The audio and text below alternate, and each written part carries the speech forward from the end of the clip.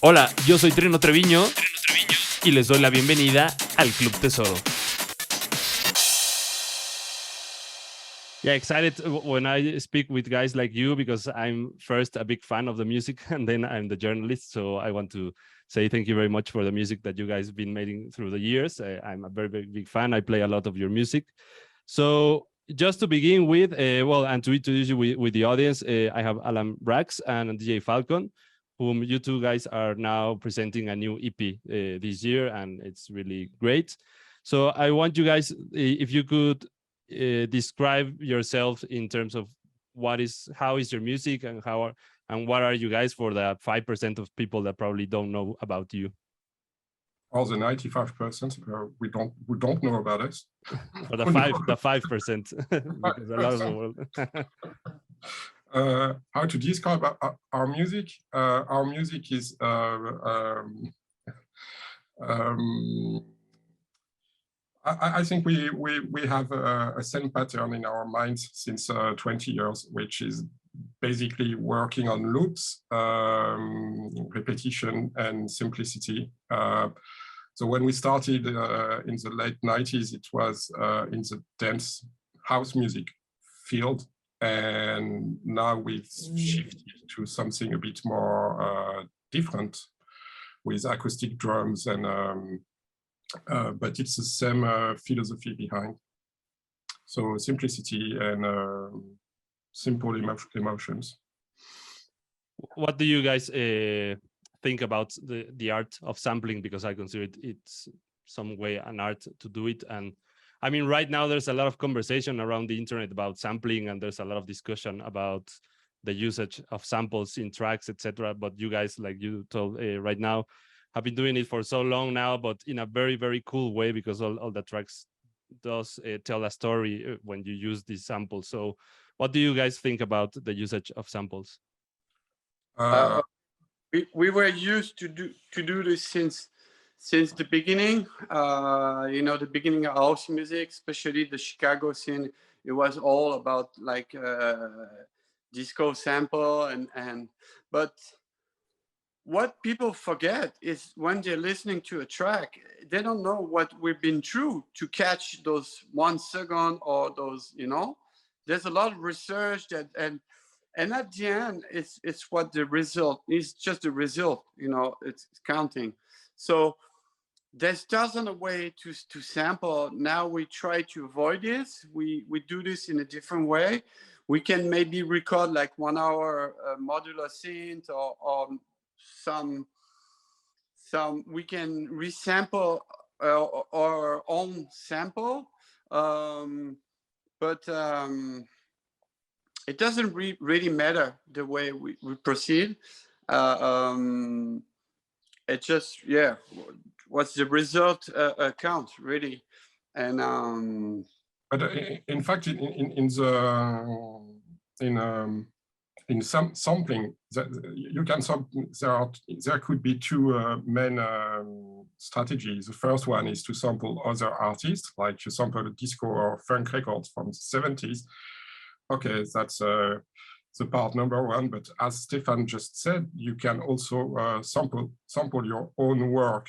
And this is where it gets interesting, because in sampling, what is really cool is the fact of looping part, and it could be a 1 second part. As soon as it's looped, the perception of what you hear is different. So if you, as Stefan said, if you record 1 hour of modular synth, you probably have 30 or 40 very good loops in this. Right. If you listen to the full take, the full 1 hour take, you don't realize it, but if you identify cool beats and you loop them, suddenly you have the sound bed of a new track. So this is where sampling is cool, because it drops you to unexpected looping points, and the perception of the music is changing. Right. And now you guys are presenting this new EP called Step by Step that also contains another track called Creative Source. And interestingly, for the people that don't know about the DJ world, you presented a version that is called the 12-inch version, no, of the track Step by Step.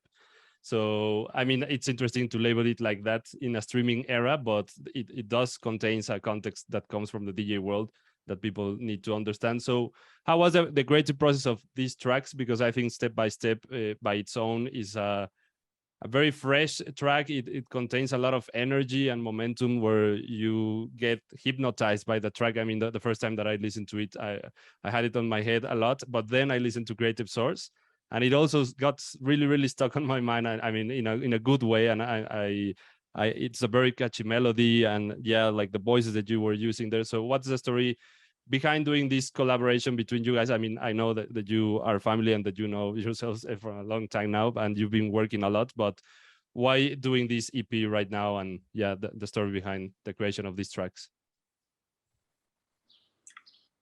Stefan, you want to start? Yeah. So you have to know that we first tried 7 years ago to collaborate, and the idea was just to be as natural as possible. That means go in the studio and see what happens. You know, we didn't have ideas in mind. With just we believe that we have some all similar taste in things. So, which is kind of important when you spend time in the studio to be able to click when there's something interesting. Right. So we were confident that something's going to happen. So we decided to start 7 years ago. But at the time there was a bit of a transition because we most know for club music. And it seems like naturally we were going on a different direction. When we start making music together, somehow we never been up to 100 BPM or somehow we were surprised also, you know. So we tried to be as much natural that we could be, but maybe it took us some time to realize that we're gonna make different type of music. This is why maybe we didn't realize this, you know, 7 years ago. It took us some time, and maybe this is where the COVID time maybe helped us to digest all of this and think, okay, let's do this, let's finish, and let's see where we're gonna go.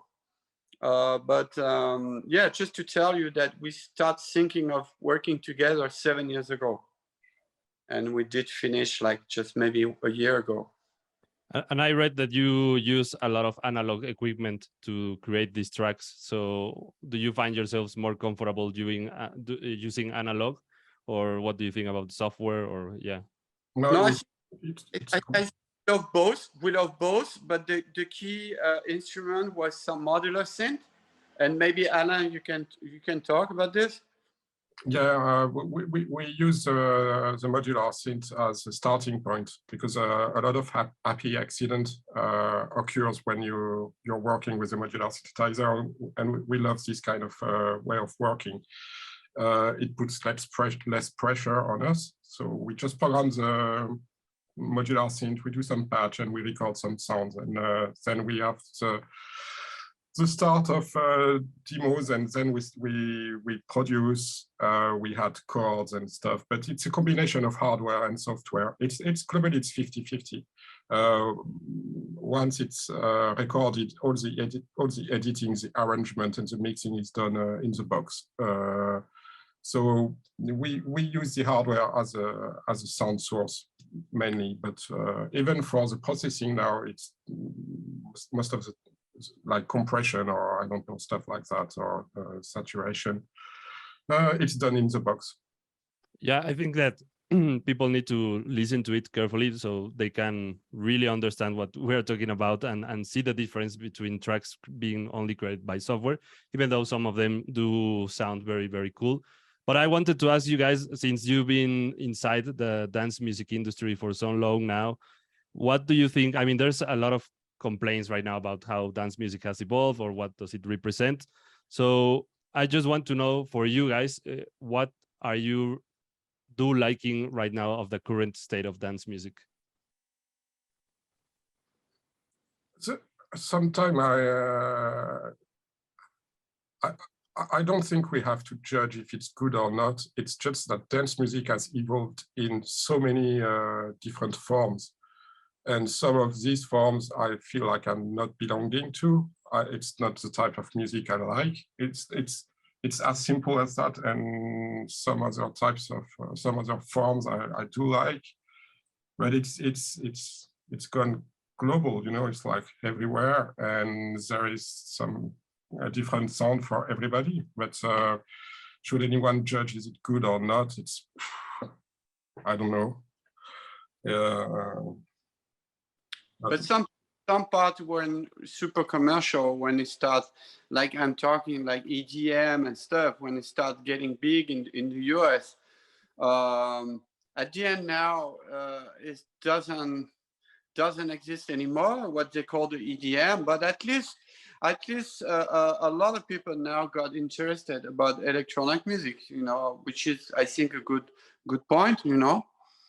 But behind the style of music or the music itself, the thing I'm not comfortable with sometimes is it's a bit, in terms of production, it goes too far. It's too loud, it's too perfect, it's too polished. And I feel like something more organic would be interesting sometimes, because when you listen to music from the 70s or the 80s, it's super nice. It sounds super cool.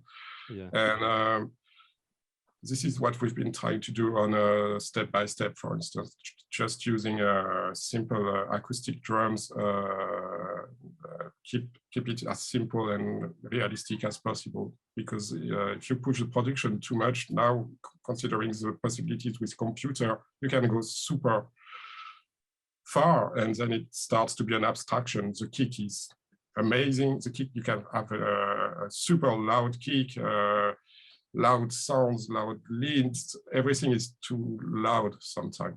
Yeah, I feel. Are you guys aware that? Well, I've been seeing this a lot in Mexico with my DJ friends, and they once in a while come with me and say like, "Hey, Trino, have you listened to this DJ Falcon mix from the end of the 90s that it's inside a YouTube channel?" And that, I mean, right now a lot of your material from the beginning of the 2000s and from the late 90s is still trending. And I mean, a lot of this work is unreleased material, but right now, thanks to the power of the internet and people sharing a lot of music and discovering more dance music, a lot of the work that you guys have done in the past is also getting listened to right now. Are you guys aware of this? Not, I don't know. Stefan? Yeah, we did realize in a way that it's a bit of a cycle, and somehow what they call the French touch is coming back again. Alain, I think we did realize this, that when we're playing our old track like Stardust or Together, it's like this generation which they didn't know at the time start to react quite good on this. So on my side, I did realize, yes, a little bit, that people got excited on our old, but which is good in a way, because we're trying to. It's really a compliment when somebody say that it sounds timeless. Yeah. I think we try to achieve this, and even me in my life, you know, I have this old Leica camera which I will keep 30 years. I have this old Toyota car which I know I can trust, and you know, so I like this idea of timeless and not trying to make a track every week and mastering as loud as possible, and you know, so I think we have a different angle. Yeah, and also I think that I mean, right now there's a lot of ways on how people now discover the music that you guys create, even through video games or now through TikTok or other platforms. Now the way that people do discover the music, I think it's amazing, and that they can now go back into the time and search for these tracks and put it out again, and now that's how a lot of stuff is trending. So you guys touch a very interesting thing, that is not releasing too much music like every month or every week like a lot of guys do, So I wanted to ask, like, what's gonna be next after this EP? I mean, right now it needs to breathe, it needs to live, but do you have plans to release something else? Yes, we do. We do have plans, and we are working on it. So hopefully an album, but we have to work hard before. That sounds super good. Very excited to listen to that. Well, thank you very much, guys, for your time and for having you. And yeah, I'll be listening a lot more to the tracks because now I have it very stuck in my mind. So thank you very much for having me. Thanks for your time. Thank you.